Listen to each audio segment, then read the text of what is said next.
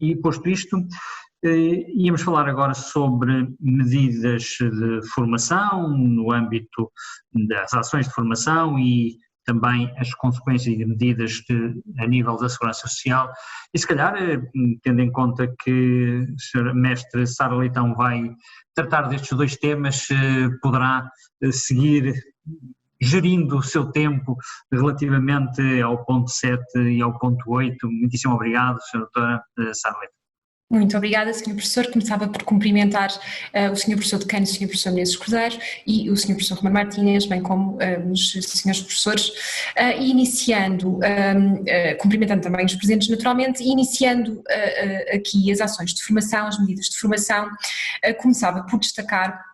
que existem efetivamente alguns mecanismos que permitem às empresas em situação de crise empresarial assegurar a formação dos seus trabalhadores orientada à melhoria das suas qualificações e competências. E destacava a formação no layoff tradicional, desde logo, na medida em que o Código vem prever que os trabalhadores podem frequentar ações de formação durante o período de redução ou suspensão, através de plano elaborado pelo empregador. Os objetivos desta formação são a viabilização da empresa e a manutenção dos postos de trabalho, bem como o desenvolvimento da qualificação profissional dos trabalhadores, que aumente a sua empregabilidade. Esta formação parece ser diferente da formação prevista no artigo 305, número 5, e digo parece porque os objetivos desta formação são os mesmos daquela que é elaborada pelo empregador e não sujeita a aprovação pelo IFP. No 305, número 5, temos a formação aprovada, com um plano aprovado pelo IFP, e neste caso, se ela for levada a cabo, o IFP pagará um acréscimo correspondente a 30% do valor do IAS ao empregador e ao trabalhador. E, portanto, parece ser esta a grande diferença, pese embora os objetivos da formação sejam os mesmos. No layoff simplificado, o Decreto-Lei 10G vem dizer-nos que ele é cumulável com o plano de formação aprovado pelo IFP, previsto no artigo 305, número 5. E, portanto, esta medida, através do Decreto-Lei 10G, pode ser cumulada com o plano de formação aprovado pelo IFP, sem que alguma coisa se diga relativamente ao plano de formação que não é aprovado pelo IFP.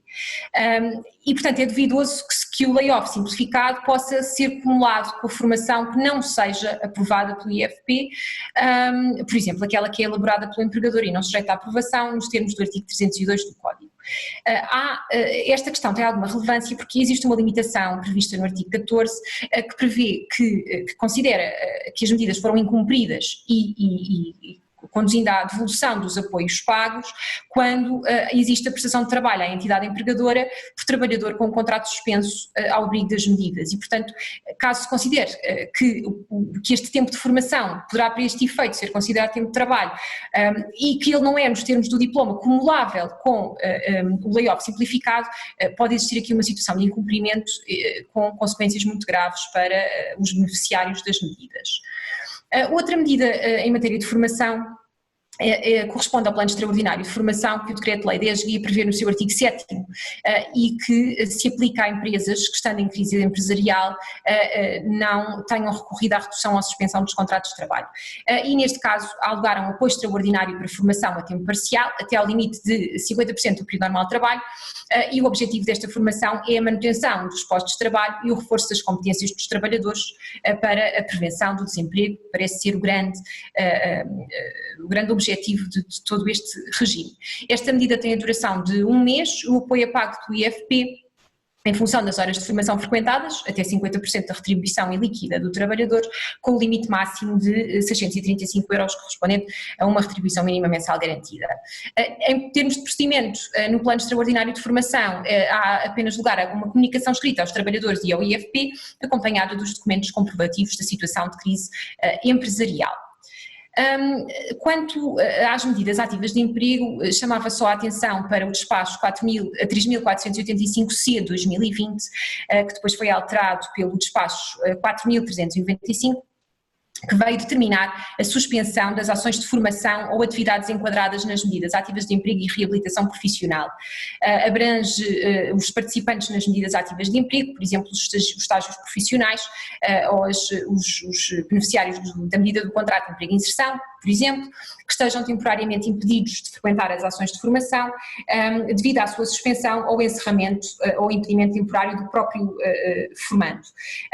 Basicamente, o regime equipara estas ausências a ausências justificadas, determinando que o beneficiário mantém o direito ao apoio social. Ainda em matéria de proteção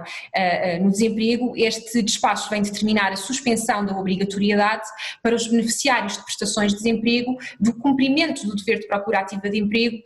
e da sua demonstração quando ela envolva deslocações presenciais, e todo este regime é orientado por uma busca, uma promoção da utilização de mecanismos não presenciais que naturalmente evitem o perigo, mitiguem pelo menos o perigo de contágio. E passava às medidas especiais ao nível da segurança social, destacando duas relacionadas com as contribuições a cargo das entidades empregadoras. Desde logo a isenção do pagamento de contribuições associada ao layoff, de que o professor Guilherme Drey já falou, dizendo que o Decreto-Lei 10/GIR vem prever como medida de apoio para os empregadores em situação de crise empresarial motivada pela pandemia a isenção total do pagamento de contribuições para a segurança social a cargo da entidade empregadora. Também aqui perceber exatamente a extensão e o âmbito desta isenção é muito relevante, porque o incumprimento do pagamento das contribuições, na medida em que elas sejam devidas e portanto não cobertas pela isenção, pode ser considerado incumprimento das medidas e conduzir também à devolução dos apoios que tenham sido garantidos. Algumas notas quanto a esta isenção. A medida só é aplicável às contribuições a cargo da entidade empregadora e só relativamente aos trabalhadores abrangidos e membros de órgãos estatutários. Os trabalhadores continuam a ter que custear as contribuições de que sejam devedores e as contribuições referentes a trabalhadores da empresa que tenha sido afetada, mas que não seja abrangido pelas medidas. Penso, por exemplo, nos trabalhadores dos serviços de suporte que não podem parar, porque é necessário designadamente processar o pagamento destes benefícios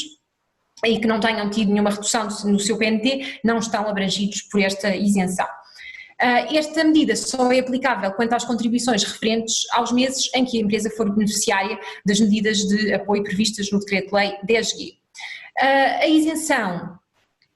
cobre, aparentemente,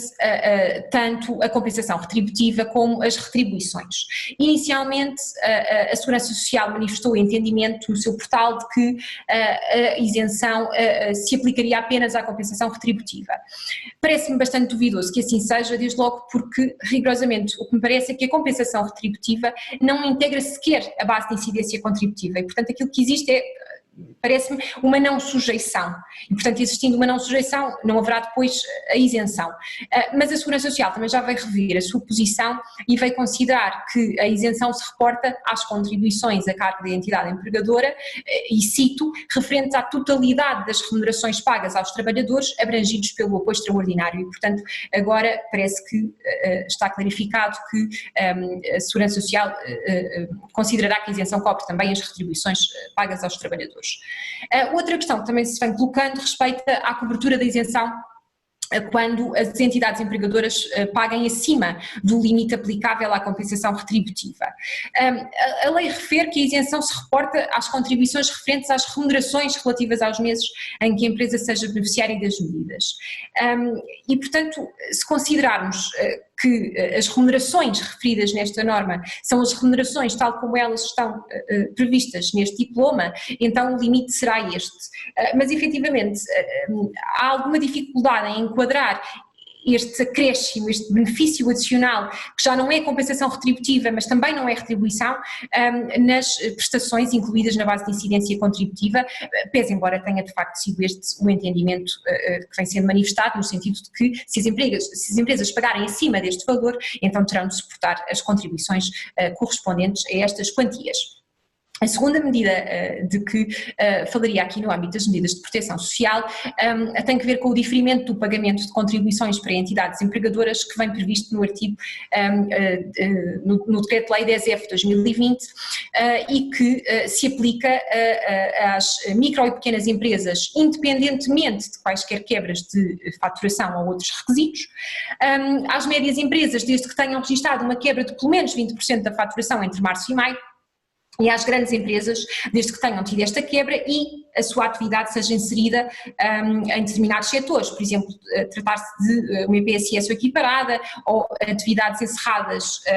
no âmbito da regulamentação do estado de emergência ou setores de aviação e turismo que têm sido especialmente afetados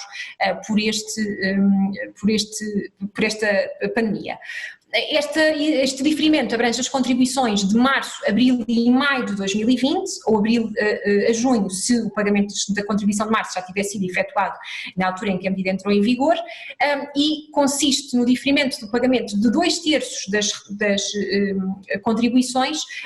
que serão pagos entre julho e setembro, ou julho e dezembro de 2020, consoante a opção da entidade empregadora, sem juros. Este benefício não carece de apresentação de requerimento. Aquilo que as empresas devem fazer é, no portal da Segurança Social Direta, indicar, indicar sem apresentação de requerimento quais é que são os prazos de pagamento de que pretendem beneficiar e quando exista o requisito da quebra de faturação, demonstrem que a quebra juntamente com a certificação do contabilista. Terminava dizendo que este diferimento não é obrigatório, podendo naturalmente as empresas que sejam abrangidas pagar a totalidade das contribuições se assim entenderem. Muito obrigada pela atenção.